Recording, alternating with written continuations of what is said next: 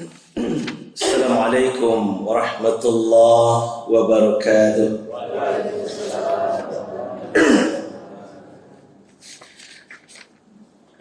Alhamdulillah wa kafa, wassalatu wassalamu ala al-habibil mustafa wa ala alihi wa sahbihi wa mawafa.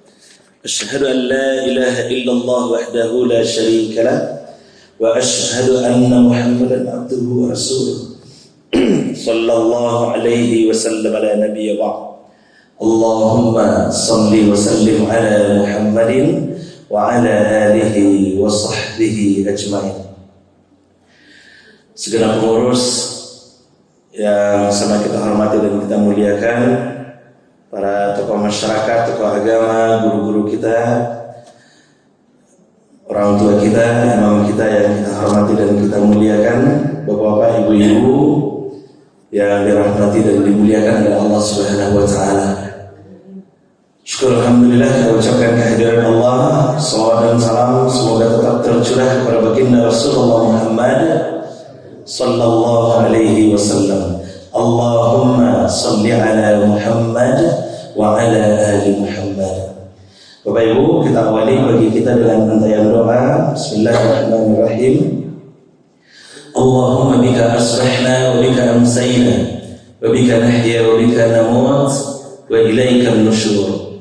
Allahumma bika asbahna wa bika amsayna wa bika nahya wa bika namut wa ilaika an-nusyur. Duhai Allah, bersamamu kami pagi ini, kami harap tetap bersamamu sampai sore nanti. Bersamamu hidup dan mati kami. Kepadamu dah kami kembali. Amin ya rabbal alamin. Alhamdulillah hadir bersama kita guru-guru kita juga. Ternyata Ustaz Yusri itu guru saya, Bapak Ibu. Jadi beliau guru gadang. Jadi yang mau banyak belajar dari beliau. Dan kini kesempatan pun mau belajar dengan beliau. Kalau beko salah tolong ngejan tugas Ustaz. Baik, untuk pagi ini Bapak Ibu kita akan bahas adabul akli wasyurbi. Adab makan dan minum. Pokoknya wamen yang seketek-seketek senyum Bapak Ibu. Sekarang kita akan coba bahas bagian dari isi kitab ini. Kitab ini judulnya Mukhtasar Fiqhil Islami fi Dawil Quran was Sunnah, yang ditulis oleh Muhammad bin Ibrahim bin Abdullah At-Tuwaijiri. Ringkasan hukum-hukum fikih Islam dalam pancaran Al-Quran dan Sunnah. Kita ambil bagian Kitabul Adab. Nah, subjudul Adabul Akli Wasyurbi, adab makan dan minum. Itu bukan berarti kamu mengajari Bapak Ibu cara makan dan minum, bukan. Kamu hanya ingin menyampaikan beginilah ternyata tuntunan Islam terkait dengan makan dan minum. Kalau makan minum masuk yuk diajan juga kan. Nah, dari ketek diajan dari orang tua Bang. Kita akan lihat tuntunannya Bapak Ibu. Bismillahirrahmanirrahim. Poin pertama, al-aklu minat ta'amit thayyibil halal. Kalau akan makan, maka pastikan bahwa apa yang kita makan itu thayyib wal halal. Baik dan halal, baik dan halal. Maka turunlah kemudian firman Allah Subhanahu wa taala untuk mempedomankan tentang itu. Kata Allah dalam surah Al-Baqarah ayat 168. Ya ayyuhan nas, kulu mimma fil ardi halalan thayyiban.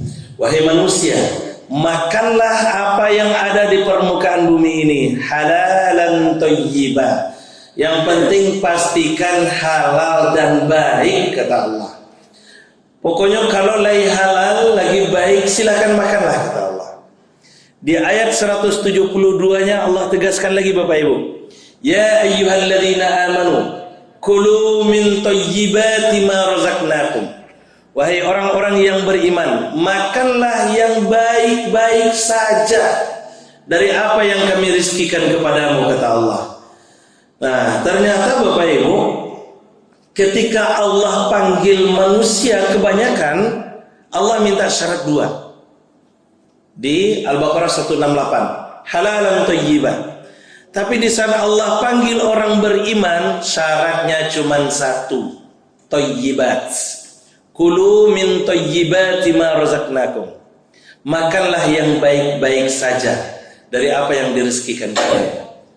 Pertanyaannya tentu, kok tidak disyaratkan orang yang beriman makanan halal? Berarti tidak ada syarat halal bagi orang yang beriman? Tidak. Berarti orang yang beriman boleh makan yang tidak halal? Pasti tidak. Nah, kenapa orang yang beriman tidak dituntut lagi syarat halal?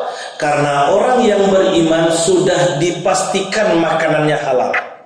Artinya apa Bapak Ibu? Kalau ada orang yang mengaku beriman lalu kemudian ia makan yang tidak halal, ketika itu juga imannya lepas. Ketika itu juga imannya akan dipermasalahkan. Makanya di saat itu dituntut baginya, dan dia dianggap sebagai manusia biasa, dituntut baginya syarat halalan thayyiban. Begitu ternyata. Oke Bapak Ibu, barangkali terkait dengan ini di sekolah mulai masalah itu muncul cie-cie. Apa tuh?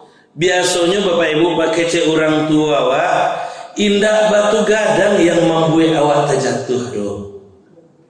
Tapi kareke kete ikolah nan membuat awak jatuhnya, iko yang menaruh awak. Artinya apa Bapak Ibu? Belum tentu proyek yang puluhan ratusan juta itu yang membuat kita jatuhnya. Belum tentu proyek yang miliaran itu yang membuat awak tersandungnya. Bisa jadi hal-hal kecil yang nanti itulah yang membuat kita tersandung itu dan menjatuhkan awak. Apa artinya? Contoh Bapak Ibu, jangan cuma contohkan. Pak Ibu ambo misalnya apa-apa ambo pagi-pagi pergi ke pasar pagi ya. Tiba di pasar tu Pak, nampaklah orang menjual lauk segar-segar. Terbayang dah awak Pak Ibu. Iko lauk karang dibuat gulai kepala lauk pelama. Bawa bilang lauknya tadi, bawa pulang. Tiba di rumah basahan ke Ibu. Kan yang ke pasar Bapak kan Bu? Iyalah ya Bapak yang pasar. Indah juga dong. Tiba di rumah basahan ke Ibu. Buka lauk tadi di pasar pagi, ancak lauknya lauk karang gulai lah, kece apa kan teraga gulai kepala lauk mah. Nah, masalah Ibu tadi beberasihan lauk tu, bermasukkan ke kuali, babuin gulai kepala lauk, badu adua. Kiranya Bapak Ibu lah hampir lah separuh masak gulai kepala lauk tadi bakico. Kurang lama rasanya. Bako kurang lama, daun kunyit kurang. Baca dia kamu ke rumah tak ada tumbuh daun kunyit dong. Di samping rumah tak ada batanam daun kunyit tadi. Baliriklah ke pekarangan tetangga, nampak daun kunyitnya sedang segar-segar hijau-hijau. Tapi tetangga tak lo di rumah do, tak lo ada wasan yang nyetinggalnya do. Abah akal biasa juga. Iko gulai sedang tajarang gulai sadang tajarang awak paralu daun kunyi ada di pekarangan tetangga sadang dak di rumah. Apa itu? Biasa saya. Oh beko baru dikecean gitu Bang. Oh gitu ya. Iyo. Nak minta ke batangnya. Aduh kawan yang minta ke batangnya Bang. Bu, minta daun kunyit 2 lay. Ambillah. Inyo yang meminta, inyo lah yang mengecek, ambillah. Yang merangkai kunyit tetangga. Itu yang terjadi itu Bapak Ibu. Sudah itu mau kasih lo ya, mau kasih yo, katanya. Inyo yang mau kasih, inyo lah yang meyoan. Kacang itu. Pernah enggak buat itu? Pernah juga. Atau pakai cek tadi kan, ambil saya dulu Ustaz, beko kalau nyolah pulang beko baru awak mengecek, ayolah awak ambil daun kunyitnya 2 lay lah, awak berasihan masukkan ke gulai awak aduk-aduk masaklah gulai awak tadi lah, makan awak jual anak keluarga lain kironya Bapak Ibu, sedang lama-lama mencuci kepala lauk tadi, tak caki ada tulang, meninggal. Abah Bahkan Abilo awak minta izinnya bahas status gulai yang awak masak jo daun kunyit alun minta izin kau. Gulai kau beko dimakan di anak keluarga jadi darah daging mengalir dalam tubuh anak-anak awak Bapak Ibu. Coba bayangkan itu. Coba bayangkan itu. Oke. Sampai kini lebaranai daun kunyi tetangga merangkai dewat. Ada bahkan pernah lah 7 tahun daun kunyi ko adunju minta izin sampai kini lah. Apa caranya itu? Dulu awak mungkin misalnya mohon maaf kadang-kadang sama mengontra awak dinyo kan nyo rajin bertanam awak atas sasak bambiaknya daun bambiak sedang kunyinya. Dan sekedar daun kunyinya lah. Ada ruku-rukunya, sarainya, daun jeruknya, daun pandannya, daun salamnya, daun alai. Segala macam kebutuhan harian-harian Tuhan. Kadang-kadang orangnya ndak ada hawa ambil saja. Nah, bayilah gini nih. Asailah itu makanya jangan diambil saya daun orang kan. Ayo. Kok serius kau mau? Serius. Ada yang belum minta izin sampai gini. Kok ada yang belum minta izin sampai kini, minta izin lah kini lah. Izin gini lah. Serius mau bare pertanggungjawabannya Bapak Ibu. Bare besok di alam akhirat besok itu yang pertama kali akan kita pertanggungjawabkan. Begitu yang disampaikan oleh Imam As-Sa'di dalam tafsir beliau ketika beliau menafsirkan firman Allah surah yang ke-50 Qaf ayat yang keempat. Luar biasa Bapak Ibu. Enggak ada batamu orangnya lah dosa. Apa itu? Enggak bisa awak minta ampun saya dong. Harus dibayar. Kalau urusan jo Tuhan, urusan jo Allah bisa awak minta ampun. Kalau urusannya jo manusia, salah sayang jo manusia tu. Enggak batamu dewa le dewa lah bisa ustaznya lah mencari rumah lo, entah di mana rumahnya kini. Bayi. Ada tuntunan dari Rasulullah SAW. Kata Rasulullah dalam hadis riwayat Ahmad wa Tirmizi, "Atbi'is sayyi'atal hasanata tamhuha." Iringi perbuatan buruk yang kamu lakukan dengan perbuatan baik. Semoga dengan perbuatan baik itu tamhuha, yang perbuatan-perbuatan buruk tadi terhapuskanlah. Jadi kok ada misalnya utang daun kunyi, utang daun salam, utang daun ruku-ruku, utang apa lah? Utang daun pandan, maka bayi kini baca rumah bayinya lain, kok ndak ada orangnya banyak-banyak masyarakat. Dinian bako. Iya tuh. Iya tiga sedekah aku atau pembayi daun kunyi 7 tahun yang lalu, 2 tahun yang lalu kan. Iya nah, iya. Kok ada nantakana misalnya 2 lei daun kunyi ada salah iko Bapak Ibu. 2 lei. Ada kan? Kalau ada 2 lei daun kunyi kawan tambia dewa, maka tutui capek. Jual tutuinya jual sedekah. 2 lei salawai koko bara penutupnya tu. Daun kunyi apa warnanya? Hijau. Supaya capek hilangnya tutui warna merah. Iya kan? Tutui warna merah. Kalau salawai koko bara warna merahnya ada nama lain. Bayi nama lain. Ya, ketidiang tu. Serius kawan. Jalan udah tahu kini dosa bisa bayi. Ya, makanya jangan ambil sembarangan saya. Karena itu, kalaulah bukan karena itu Bapak Ibu, tidak akan mungkin dulu Idris sampai mengarungi sungai, ke hulu sungai itu untuk menghalalkan apelanyi dan tagigi dia. Kan pernah mendengar kisah itu kan?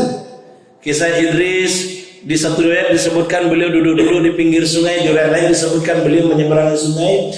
Anyilah apel, kemudian bertamu diambilnya beliau digigit kan? Digigit cuma sekali giginya. Dan Idris kotakui ada darah yang tak halal mengalir dalam dirinya. Nyo sampai susuri sampai ke hulu sungai. Nyo cari petani apel minta dihalalkan apel dan segigi. Makanya apel tuh sompeng tuh. Kan ada apel kan? Sompeng kan? Itu digigit Idris tuh. Sampai kan panjang itu ceritanya tuh Bapak Ibu. Sampai nyoba karajo di ladang apel tuh setahun tanpa digaji. Sampai pada akhirnya dia harus menikahi anak petani apel itu kan, anak petani, untuk minta dihalalkan apel nanlah talon songwa. Tidak usah lah itu cerita gitu gini. Tapi yang jelas Bapak Ibu, itu poinnya luar biasa Bapak Ibu, luar biasa. Karena di dalam diri kita ini akan mengalir darah dari sari patin makanan yang kita konsumsi selama ini.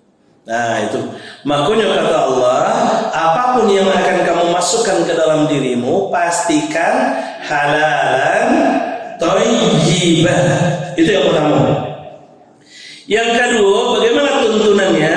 As-sunnatu ayyabda al-kabir wal fadil bil akli qabla an-nas. Disunnahkan kalau makan bajamba apa? Disunnahkan dimulai oleh orang yang lebih tua atau orang yang dituakan sebelum yang lain makan. Nah, jadi kalau awak makan bersama-sama, maka usia yang keduluan makan. Kalau awak misalnya ada undangan dari tetangga awak misalnya kan, berkumpul awak di rumahnya makan bersama-sama, cari dulu sia orang yang lebih tua atau sia orang yang dituakan. Kalau hadir di situ Pak RW yang cuci tangan makan dulu. Dan itulah yang dilakukan oleh para sahabat Bapak Ibu. Apa kata sahabat? Kunna idza hadarna ma'an Nabi sallallahu alaihi wasallam lam nada aydiyana hatta yabda Rasulullah sallallahu alaihi wasallam ayyabda'a yadahu. Kami hadir dalam sebuah jamuan bersama Rasulullah sallallahu alaihi wasallam. Kami tidak akan meletakkan tangan kami sebelum Rasulullah sallallahu alaihi wasallam memulai meletakkan tangannya, meletakkan tangan di makanan itu. Artinya apa? Kami tidak akan mengambil makanan itu sebelum Nabi memulai mengambil makanan. Jadi itu mereka menghormati orang yang memang harus dihormati ketika itu. Nah, begitu ternyata adabnya. Oke, itu poin yang kedua. Yang ketiga, at-tasmiyatu 'ala at-ta'am wal aklu mimma yali. Membaca doa dan makan apa yang terdekat dengan kita. Ya, bagi saya tadi kalau makan bajamba Bapak Ibu, disiko penting strategi memilih tempat duduk. Jadi kalau sebelum mau duduk tu caliak dulu sambal manan ketujuh dia awak. Lah dapet sambanan ketujuh dia awak, duduk awak dekat situ lain. Itu caranya. Ya. Tu atur strategi tu perlu tu strategi itu tu mah. Caliak dulu sambal manan ketujuh dia awak kan. Nampak beko dendeng ladu hijau. Duduk situ. Kok. Duduk di situ. Kiranya disuruh geser deh kawan. Baca lain geser ke arah kanan. Geser ke arah kanannya Bapak Ibu. Karena mau makanan tu beko, ada adabnya, ada tuntunannya mau makanan tu beko lah mau sampaikan yang mau makanan itu. Jadi Bapak Ibu kan makan yang tadake dari awak. Boleh awak minta ke kawan sebelah boleh, tapi ada adabnya ternyata dituntunkan oleh Rasulullah sallallahu alaihi wasallam. Boleh, tapi menjangkau makanan terlalu jauh itu tidak boleh. Menjangkau makanan terlalu jauh itu tidak boleh. Amu Bapak Ibu waktu kete-kete dibawa de ayahamu, kalau dibawa de ayahamu pai mendoa berkumpul sama-sama jo dun sana itu kan jajak tuh biasanya tuh. Kalau makan basamo tuh Bapak Ibu, kalau mambiak makanan itu ndak boleh kau lapeh dari lantai kau dah. Ndak boleh kau lapeh dari lantai kau dah Bapak Ibu. Kalau sempat kau lapeh dari lantai berarti sudah jauh jangkauannya tuh. Sudah jauh jangkauannya tuh. Beko di rumah kena berang mah. Bantu dia makan membuat malu siang. Serius tuh. Jadi itu kiranya orang tua menanamkan adab itu. Orang anak-anak ini kadang-kadang mohon maaf, kok makan sama-sama. Yang di muka ustadznya turinya. Banyak itu Bapak Ibu terjadi. Oke, jadi tak peduli loh. Kadang-kadang di muka Pak RW terletak nyapuinya, turinya, nyambi. Dan itulah yang terjadi Bapak Ibu. Jadi strategi mengatur tampil duduk itu perlu. Calik dulu sambanan ketujuh dewa. Biasanya bantu itu. Kiranya ada lo tuan rumah kau sebelum tamu datang nyututui dulu sambal kau. Nah, mungkin takut beko kanai cica apa segala macam kan. Tu tak mungkin lo awak singkok dah kan. Duduk salah di mana ketujuh awak duduk lagi. Pasti mau dibuka, kiranya di muka awak talu mata sapi. Itu takdir awak tu mah. Nikmati salah itu lah. Nah, Pak Ibu, dalilnya dari mana? Dari Amr bin Abi Salamah. Amr anak Abu Salamah. Abu Salamah ini Bapak Ibu, Amr itu anak tiri Rasulullah. Pada akhirnya nanti Abu Salamah itu punya istri yang kemudian dikenal dengan Ummu Salamah. Dulu dia panjang kisahnya itu. Dan ada satu doa yang diajarkan oleh Abu Salamah kepada Ummu Salamah. Ibu-ibu mau doanya? Mau enggak? Mau. Ambo izin dulu ke apa Ambo boleh mau tunjukan doa itu ke ibu-ibu? Boleh enggak Pak? Boleh. Kalau dah boleh, tuh. Mau cari Tuhan. Pak Ibu, jadi Abu Salamah itu dulu kan sahabat Nabi itu. Abu Salamah itu sebelum dia pergi berjihad, suatu hari datang panggilan jihad dari Rasulullah SAW. Sebelum pergi berjihad, disampaikan kepada istrinya, istriku, ambo kapai berjihad bersama Rasulullah. Sebelum ambo pai, ambo ingin ajarkan sesuatu. Apa tuh kata istrinya kan?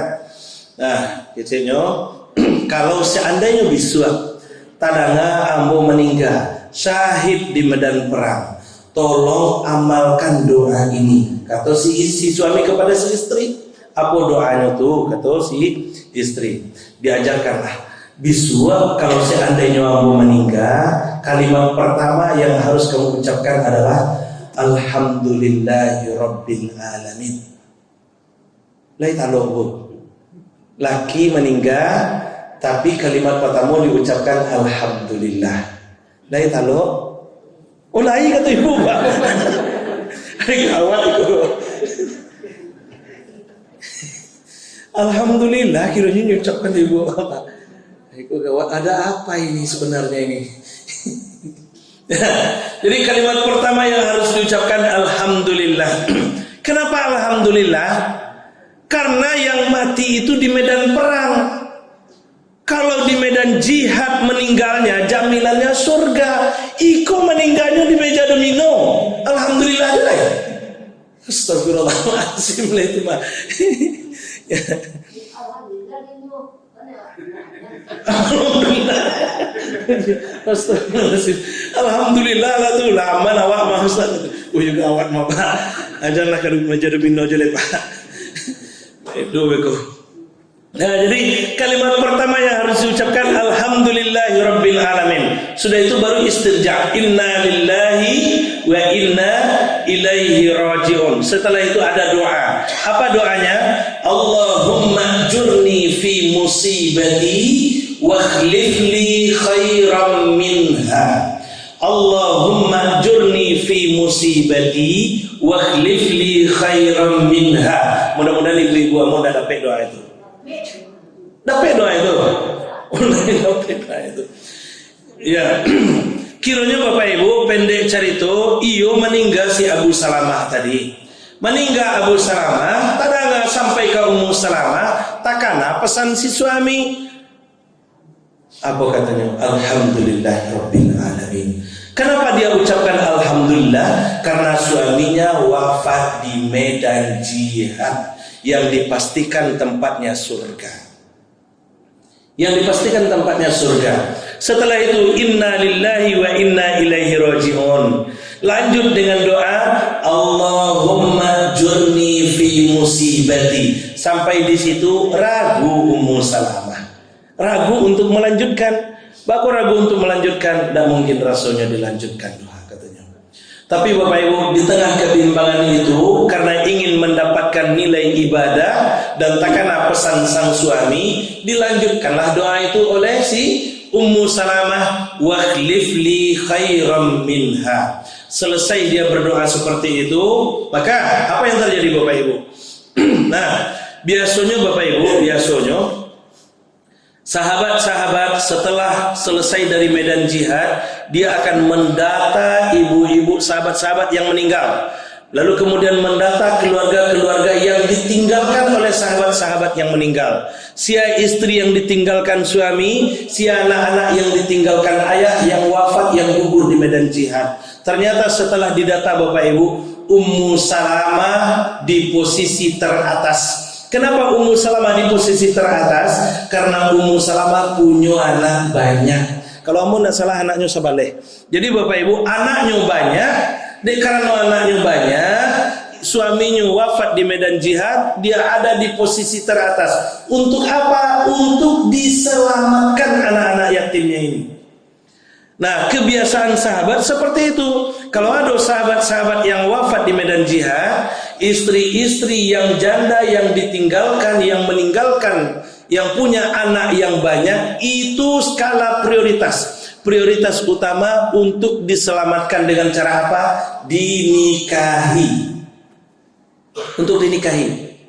Jadi kiranya Bapak Ibu, motivasi utama sahabat-sahabat itu melakukan poligami untuk menyelamatkan janda yang punya anak paling banyak. Itu motivasi utamanya.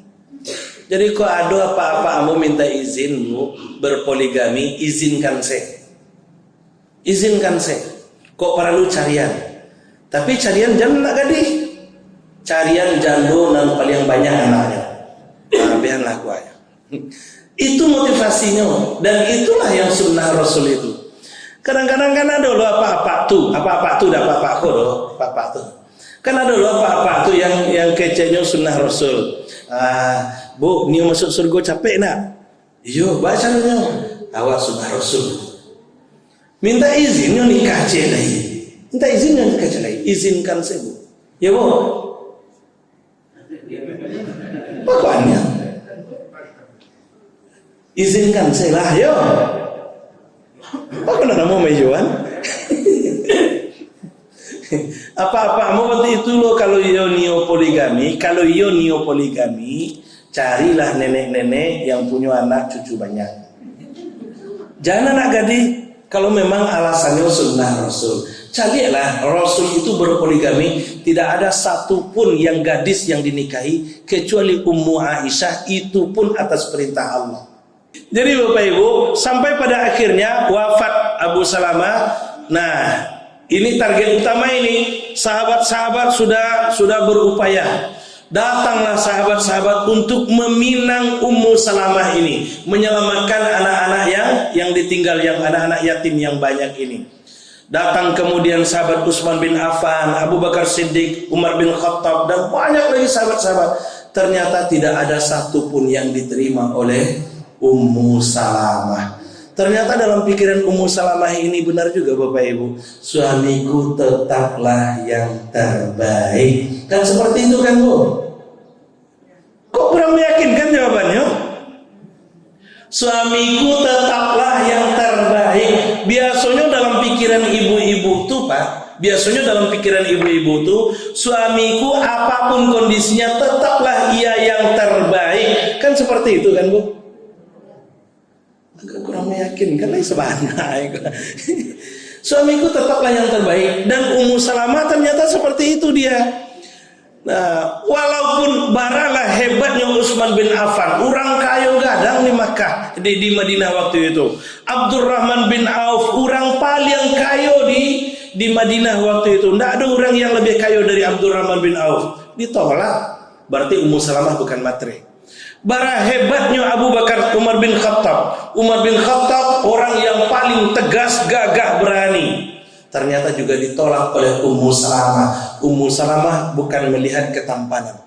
Bara hebatnya Abu Bakar Siddiq. Betapa mulianya Abu Bakar Siddiq. Sampai Abu Bakar Siddiq itu pada level rafiqnya Rasulullah. Di antara sekian banyak sahabat. Sampai bahkan Rasulullah sampaikan apa kata Rasulullah, kalau sekiranya ditimbang imannya Abu Bakar di satu sisi, lalu iman semua umat Islam di sisi lain, masih lebih hebat imannya Abu Bakar, masih lebih berat imannya Abu Bakar. Betapa solehnya Abu Bakar. Ternyata dalam fikiran Ummu Salamah, suamiku tetaplah yang terbaik. Abu Bakar yang soleh ditolak. Umar bin Khattab yang gagah ditolak. Utsman bin Affan yang kaya raya ditolak. Panjang sahabat Bapak Ibu, cara menyelamatkan jando yang punya anak banyak. Kalau kadiantan makanan setiap hari ke rumah jando, apa lah beko kecek masyarakat. Tiap sepantai ke rumah jando gitu kan. Nah, akhirnya berembuk sahabat cara menyelamatkan Ummu Salamah. Sampai pada akhirnya Bapak Ibu, datanglah sebuah kesepakatan, datang mereka kepada Rasulullah SAW dan meminta kepada Rasulullah supaya berkenan meminang Ummu Salamah. Diminta oleh sahabat kepada Rasulullah, Rasulullah lah kemudian yang turun tangan untuk meminang Ummu Salamah dijadikan istri Rasulullah SAW. Karena Nabi yang datang, tidak ada alasan lagi bagi Ummu Salamah untuk menolak. Tidak ada alasan lagi bagi Ummu Salamah untuk menolak. Maka sampai pada akhirnya ternyata Ummu Salamah berpikir, ternyata inilah rahasia doa yang diajarkan oleh suami saya. Allahumma jurni fi musibati wakhlif li khairan minha. Ya Allah, beri aku kekuatan dalam menghadapi musibah yang menimpaku ini. Wakhlif li khairan minha, dan beri aku ganti yang lebih baik dari yang hilang. Itu artinya, beri aku kekuatan menghadapi menjalani musibah dan beri aku ganti yang lebih baik dari yang hilang. Itu arti doanya. Nah, itu doa bukan hanya untuk kehilangan suami. Terompawa hilang, itu juga doanya tuh. Itu bukan untuk kehilangan suami saja, untuk kehilangan pasangan saja bukan. Kalau ada barang-barang awak yang hilang, itu doanya. Allahumma jurni fi musibati wa khlif li khairan minha. Ko hilang sandal jepit awak, ya Allah beri aku ganti yang lebih baik. Diganti beko de Allah jo Apache, jo Carville, segala macam kan. Nah, itu rahasianya ternyata. Nah, dan hebatnya itu dipraktekkan oleh Ummu Salamah karena ajaran yang tulus dari si suami Abu Salamah ternyata diberi oleh Allah ganti yang jauh lebih baik. Bukan hanya lebih baik, tapi yang terbaik di antara semua manusia, Rasulullah SAW. Sehingga Ummu Salamah menjadi salah satu ummahatul mukminin. Nah, Ummu Salamah punya anak namanya Umar. Umar kok masih ketek. Ya namanya anak ketek Bapak Ibu, ketika mencari makan tuh jangkau semanan ketujuh dinyo. Apa kata Rasulullah ketika itu? Ya gulam, sammillah, kul biyaminik wa kul mimma yalik. Wahai ananda, bacalah doa terlebih dahulu. Kalau kamu makan tuh baca doa dulu. Makan dengan tangan kanan dan makan apa yang dake dari yang kecil tadi. Nah, itu pesan Nabi kepada si Umar bin Abu Salamah. Nah, pesan itu tentunya berlaku untuk kita semua. Jadi kalau awak makan, ambil sajalah yang dake dari awak. Ku iyo katuju bana de awak yang di muka kawan itu pasang ke kawan tu minta kainyo. Tapi caranya Bapak Ibu, cari yang sebelah kiri awak dulu. Cari yang sebelah kiri awak dulu. Nah, jadi mintanya tuh ke kawan yang di sebelah kiri. Nah, supaya apa? Supaya bekonya mau pornya ke kanan. Rasulullah sallallahu alaihi wasallam utiya bilaban. Rasulullah sallallahu alaihi wasallam pernah dikasih susu. Di samping Rasulullah duduk seorang A'rabi. Dalam hadis itu dari Abu Juhaifah. Duduk A'rabi. A'rabi ini orang Arab Badui itu kalau di stratifikasi sosial itu strata terendah di suku Arab waktu itu. Duduk di sebelah kanan Nabi, di sebelah kiri Nabi duduk Abu Bakar Siddiq radhiyallahu anhu. Abu Bakar Siddiq sahabat yang paling mulia. Sebelah kanan Arab Badui, sebelah kiri Abu Bakar Siddiq. Di sini strata terendah sebelah kanan, di sebelah kiri manusia sahabat yang paling mulia. Yang di dunia bersama Rasul, dikubur bersama Rasul, di akhirat satu surga bersama Rasul. Abu Bakar Siddiq radhiyallahu anhu. Nah, ternyata apa yang terjadi Bapak Ibu? Fasyariba, Nabi kemudian minum air susu itu, fa'aqtal A'rabi. Ternyata beliau berikan kepada A'rabi, kepada orang yang ada di sebelah kanan. Jadi Nabi mau pour makanan atau minuman itu ke kanan. Apakah itu untuk membuat orang Arab Badui? Tidak. Karena ada pesan Rasulullah. Apa kata Rasulullah? Al-aiman fal-aiman. Kalau mau opor makanan itu ke kanan dan ke kanan kata Nabi. Jadi opornya itu ke kanan.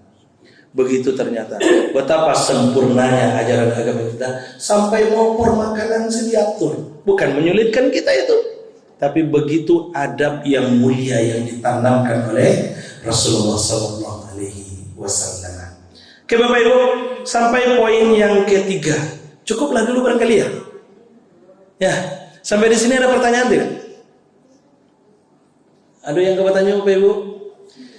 Yang pertama, poin pentingnya kalau akan makan, maka pastikan yang akan kita makan itu halal dan thayyibah. Yang kedua, sebut asma Allah, baca doa. Yang ketiga, yang kedua disunnahkan memulai dari orang yang lebih tua atau orang yang dituakan. Yang ketiga, sebut asma Allah dan ambil yang terdekat dengan kita. Itu poin sampai poin yang ketiga. Itu sajalah dulu barangkali untuk pagi ini. Mudah-mudahan ada manfaatnya buat kita bersama. Mohon maaf apabila ada kesalahan, dan terima kasih atas perhatiannya. Kita akhiri dengan hamdalah.